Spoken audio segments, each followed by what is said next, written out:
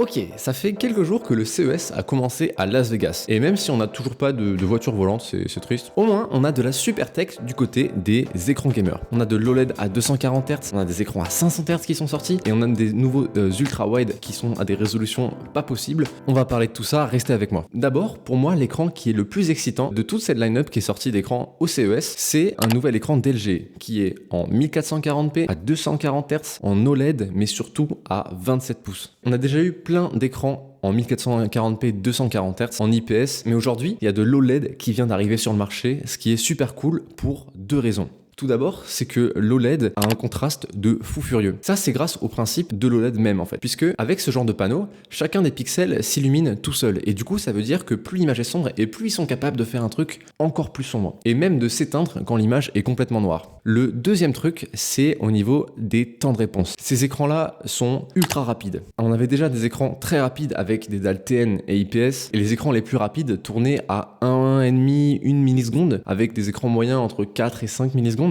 Mais grâce à l'OLED, on fait tomber ce temps de réponse à presque zéro. Et ça, concrètement, qu'est-ce que ça veut dire? C'est que allié à du 240 Hz, un temps de réponse quasiment instantané, ça permet de voir des images qui bougent dans tous les sens de la manière la plus claire possible. Ce qui est trop bien quand on joue à des jeux vidéo. Et en fait, vous me direz, ouais, on a déjà eu plus ou moins des écrans OLED sur bureau à l'époque. Ça fait déjà 2 ans que LG produit des télés en 42 et 48 pouces qui sont plus ou moins utilisables sur bureau. C'était des panneaux qui étaient en 4K à 120 Hz et qui étaient OLED.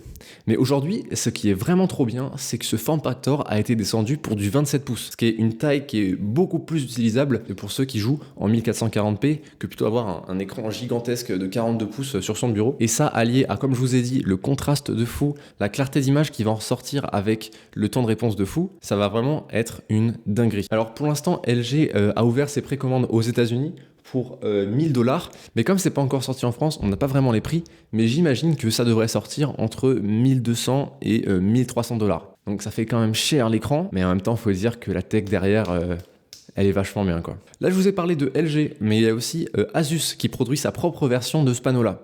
Donc il a toutes les mêmes features, du 240 Hz, du 1440p, 27 pouces OLED, et tout comme le LG, il est aussi capable de couvrir quasiment 99% du DCI P3, qui est un gamut plus large que le gamut de base, ce qui fait que les couleurs vont vraiment être vibrantes, ce qui est vraiment trop cool. Et avant de vous parler des écrans 540 Hz qu'ont sorti Asus, il faut que je vous parle de la deuxième option OLED qui est sortie au CES. Elle vient encore de chez LG, et c'est un écran qui est en 21/9, 1440p, 240 Hz, OLED à 45 pouces. Donc déjà, c'est super cool qu'on ait de l'OLED arriver à des super hauts taux de rafraîchissement, pas seulement sur du 16/9, mais aussi sur de l'ultra wide. Par contre, ce qui m'étonne un peu plus, c'est que là où la stratégie de LG a été de baisser la taille des écrans pour que ce soit plus acceptable en fait pour un gamer, du 27 pouces quoi, là cette fois-ci ils ont fait l'inverse. On a un ultra wide en 1440p qui fait 45 pouces, enfin c'est vraiment gigantesque quoi. Et du coup j'ai un petit peu peur pour la densité de pixels. Comme ce sont des écrans qui ne sont que à du 1440p, c'est pas de la 4K, c'est des écrans qui sont énormes. J'espère que ça gênera pas trop les gamers qui les utiliseront. Ok, mais enfin, sûrement le deuxième écran qui va le plus vous exciter, qui a aussi une avancée technologique de dingue, c'est la sortie des écrans à plus de 500 Hz. Ça fait déjà 1 an et demi, 2 ans que le 360 Hz existe, et je pense que vous vous en souvenez, mais à sa sortie, il y a eu beaucoup de reviews qui disaient que c'était pas si dingue comparé à du 240 Hz avec du bon stroboscope, comme pouvaient le faire les écrans BenQ Zowie et qui le font toujours aussi très bien. Et selon moi, c'est à cause des dalles IPS qui n'arrivaient pas à suivre en termes de temps de réponse. Et c'est pour ça que je suis super hypé par la sortie de Asus, qui a un écran 540 Hz en 1080p avec une dalle TN.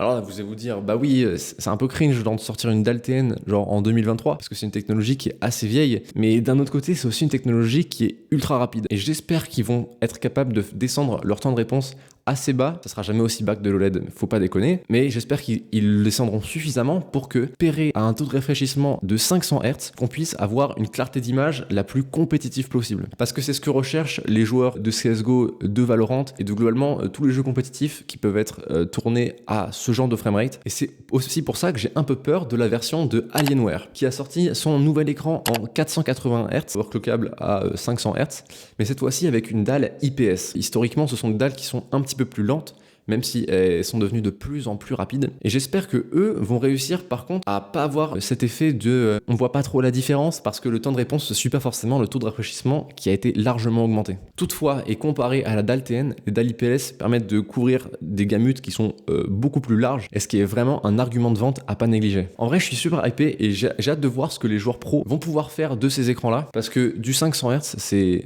c'est complètement fou, on est presque au 1000 quoi, on a la moitié, c'est une dinguerie. Ce qui est assez fou, c'est que ces écrans rafraîchissent quasiment autant que les souris ne le font. Genre une souris typique rafraîchit à 1000 Hz, et là ces écrans le font genre 500 fois par seconde.